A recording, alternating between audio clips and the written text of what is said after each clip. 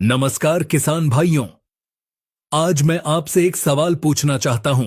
जब आप डॉक्टर के पास जाते हैं तो डॉक्टर आपको दवा देने से पहले क्या करता है? वो आपकी नब्ज टटोलता है, ब्लड टेस्ट करता है, बीमारी की जड़ को पकड़ता है। सही है ना?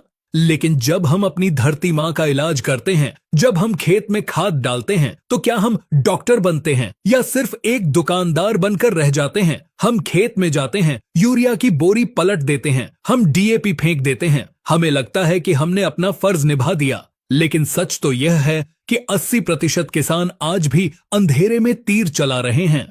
आज हमारे खेतों की मिट्टी पत्थर जैसी सख्त क्यों हो गई है?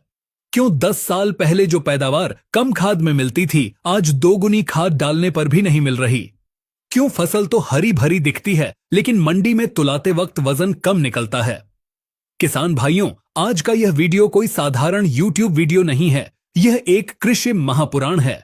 आज हम खेती के उन 3 स्तंभों नाइट्रोजन, फास्फोरस और पोटाश का ऐसा पोस्टमार्टम करेंगे जो शायद आज तक आपने किसी कृषि विश्वविद्यालय में भी नहीं सुना होगा।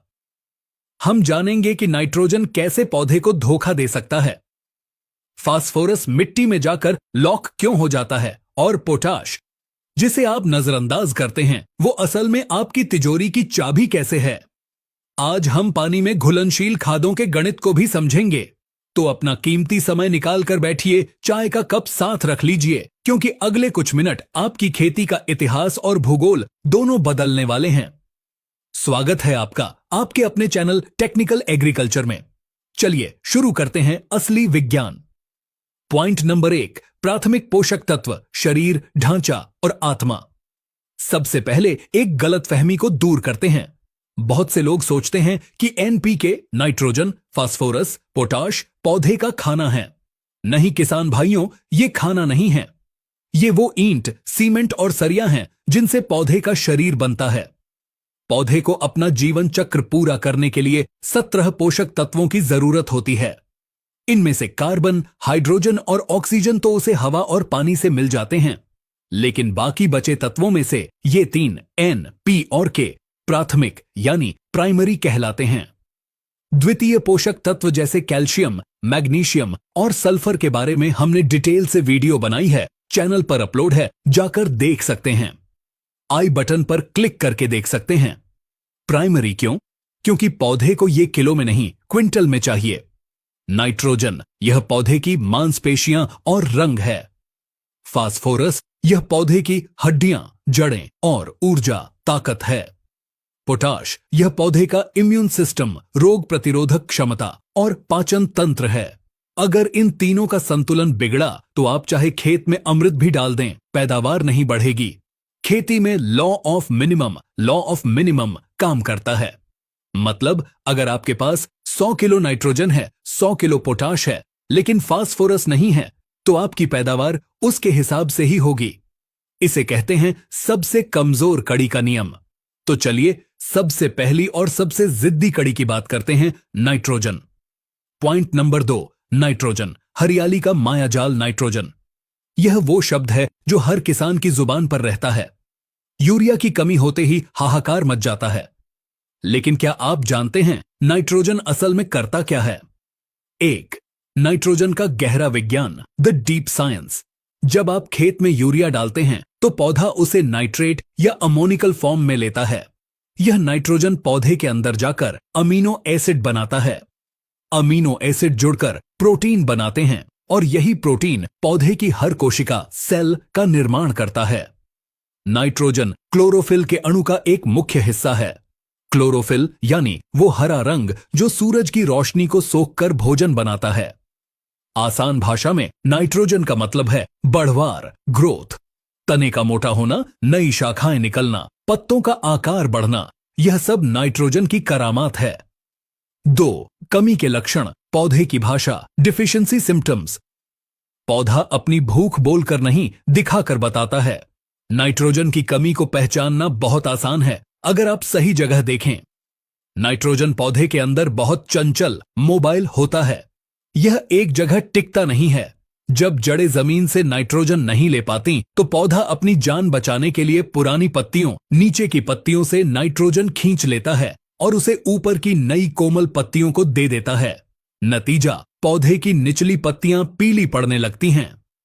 गेहूं, मक्का या धान में आप देखेंगे कि पत्ती की नोक से पीलापन शुरू होता है और बीच की नस मिडरिब के सहारे पीछे की तरफ आता है, जिससे अंग्रेजी का वी अक्षर बनता है। पौधा बौना रह जाता है। कल्ले, टिलर्स बहुत कम फूटते हैं। फसल समय से पहले पकने लगती है, फोर्स्ड मैच्योरिटी, जिससे दाना कमजोर रह जाता है। 3. नाइट्रोजन का जहर, टॉक्सिसिटी, डी ट्रैप। अब यहां एक बहुत बड़ा खतरा है। किसान भाई सोचते हैं फसल पीली दिख रही है, चलो एक बोरी यूरिया और डाल देते हैं। रुको, हर पीलापन नाइट्रोजन की कमी नहीं होता। अगर आप जरूरत से ज्यादा नाइट्रोजन देंगे तो क्या होगा? पौधा बहुत तेजी से बढ़ेगा, लेकिन वो अंदर से खोखला रहेगा। उसकी कोशिकाएं पतली हो जाएंगी।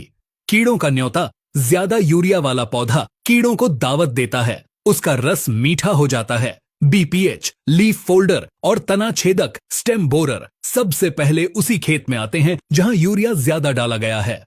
गिरना, तना कमजोर होने से हल्की हवा चलते ही फसल लेट जाएगी। लॉजिंग, और गिरी हुई फसल का उत्पादन आधा रह जाता है। 4. नाइट्रोजन प्रबंधन स्मार्ट किसान की तरह। तो सही तरीका क्या है? नीम कोटेड यूरिया। हमेशा नीम कोटेड यूरिया का प्रयोग करें। नीम का तेल नाइट्रोजन को धीरे धीरे घुलने देता है, स्लो रिलीज, जिससे पौधे को लंबे समय तक खुराक मिलती है।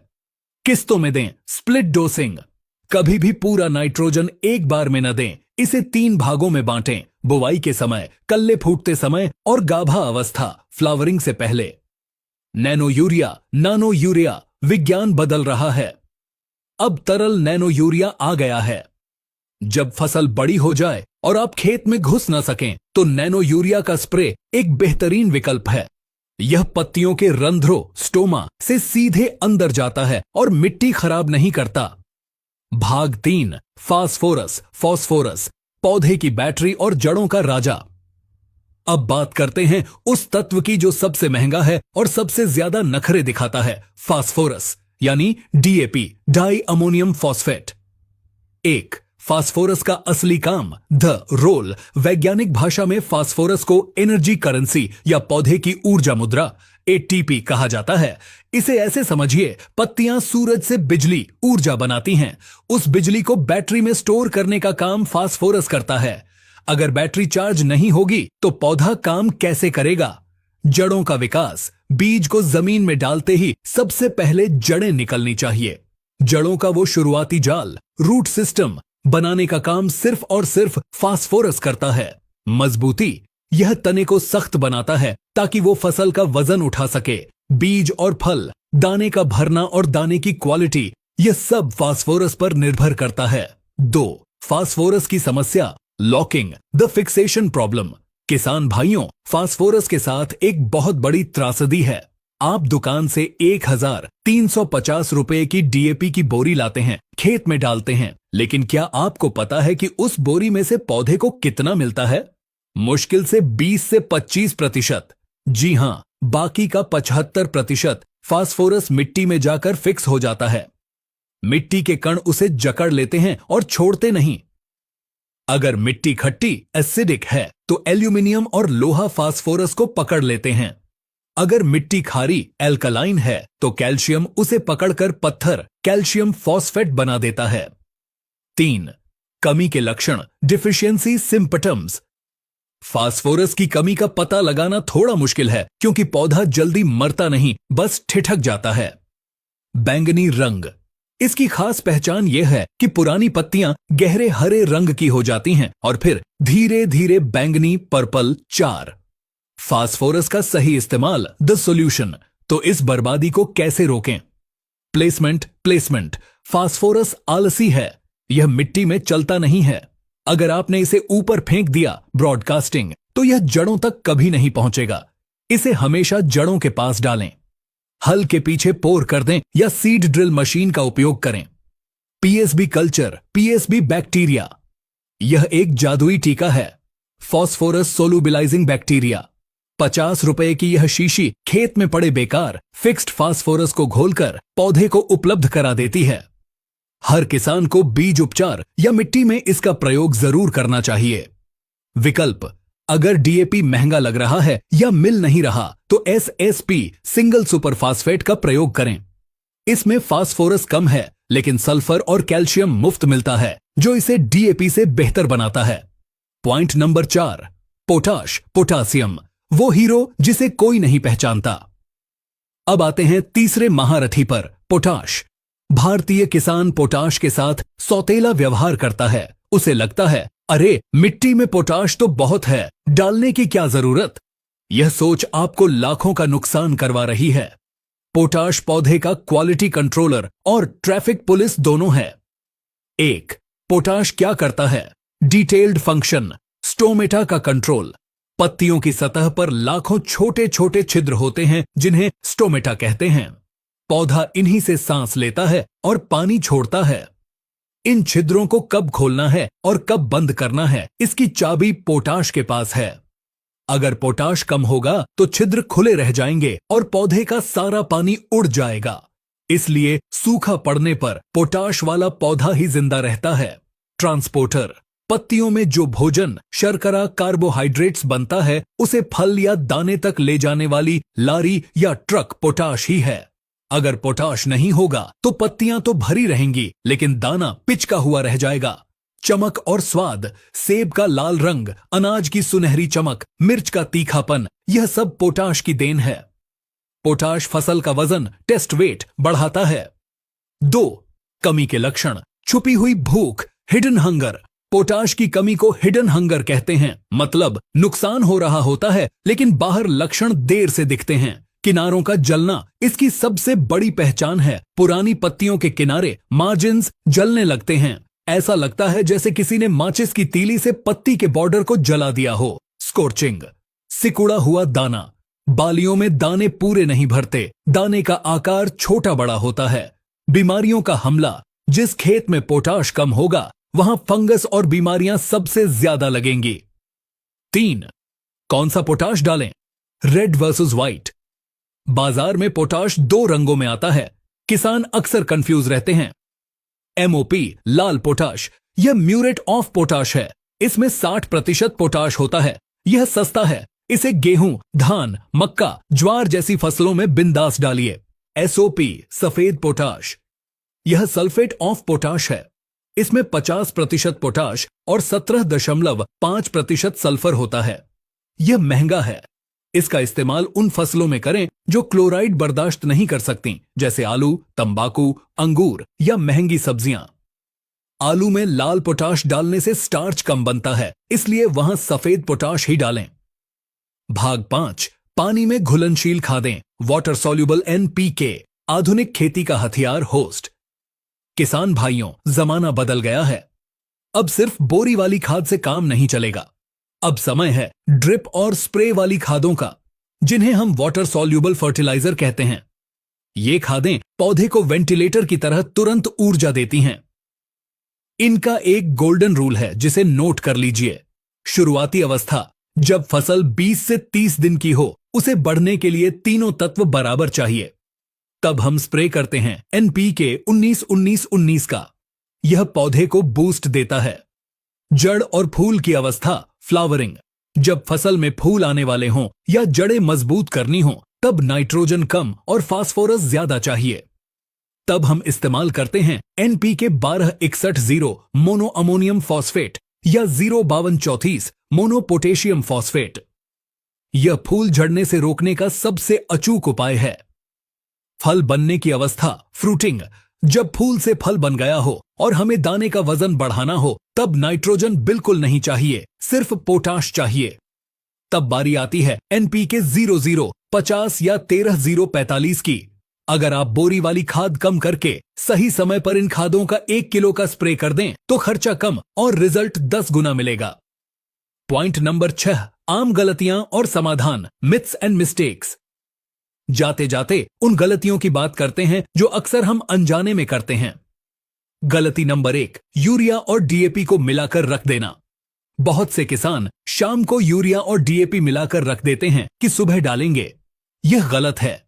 ये दोनों मिलकर गीले हो जाते हैं, हाइग्रोस्कोपिक नेचर, और एक दूसरे के गुणों को खराब करते हैं।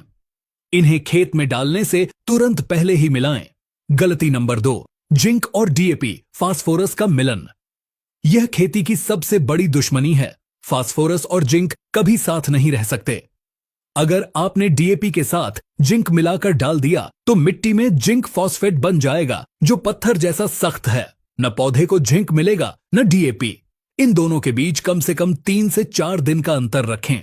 गलती नंबर 3, बिना मिट्टी जांच के अंधाधुंध खाद। किसान भाइयों, हो सकता है आपके खेत में फास्फोरस पहले से बहुत हो और आप ऊपर से और डाल रहे हों। वो जहर का काम करेगा। 500 रुपए की मिट्टी जांच आपको 50,000 रुपए के फालतू खर्च से बचा सकती है। मृदा स्वास्थ्य कार्ड, सॉइल हेल्थ कार्ड को अपनी खेती का आधार बनाएं। तो किसान भाइयों, आज हमने जाना कि खेती सिर्फ मेहनत का नाम नहीं, सही ज्ञान का नाम है। नाइट्रोजन हरियाली है, फास्फोरस नींव है और पोटाश रक्षक है। हमें एक बावर्ची शेफ की तरह संतुलित खाना बनाना है। न नमक ज्यादा, न चीनी कम। आपको यह संकल्प लेना होगा कि अगले सीजन से आप हिसाब से खेती करेंगे, आदत से नहीं। अपनी फसल को देखिए, उससे बात कीजिए। अगर पत्ती पीली है तो पहचानिए कि वो नाइट्रोजन मांग रही है या सल्फर। अगर किनारा जल रहा है तो समझिए कि पोटाश की प्यास लगी है। जिस दिन आप अपनी फसल की भाषा समझ गए, उस दिन आपको अमीर बनने से कोई नहीं रोक सकता। उम्मीद है कि टेक्निकल एग्रीकल्चर की यह गहरी और विस्तृत पड़ताल, डीप डाइव, आपको पसंद आई होगी। मैंने कोशिश की है कि कॉलेज की मोटी किताबों का ज्ञान सरल भाषा में आपके खेत तक पहुंचा सकूं। यह वीडियो थोड़ा लंबा जरूर था, लेकिन यह आपके जीवन भर की कमाई का सवाल है। अगर आपको लगता है कि इस वीडियो ने आपकी जानकारी में 1% भी इजाफा किया है तो इसे लाइक जरूर करें। और हां, सबसे जरूरी बात, इस ज्ञान को अपने तक मत रखिए। इसे हर उस किसान तक पहुंचाएं जो महंगे खाद डाल डाल कर परेशान है। शेयर बटन दबाइए और व्हाट्सएप ग्रुप्स में भेज दीजिए। अगर आप चाहते हैं कि हम सूक्ष्म पोषक तत्वों, माइक्रोन्यूट्रिएंट्स जैसे जिंक, बोरॉन, आयरन पर भी ऐसी ही एक महा सीरीज लेकर आएं, तो कमेंट बॉक्स में माइक्रोन्यूट्रिएंट्स पार्ट 2 जरूर लिखें। हमें फेसबुक पर भी फॉलो करें। टेक्निकल एग्रीकल्चर से जुड़ने के लिए धन्यवाद। स्वस्थ रहें, जागरूक रहें और अपनी मिट्टी को जिंदा रखें। मिलते हैं अगले वीडियो में, तब तक के लिए जय जवान, जय किसान।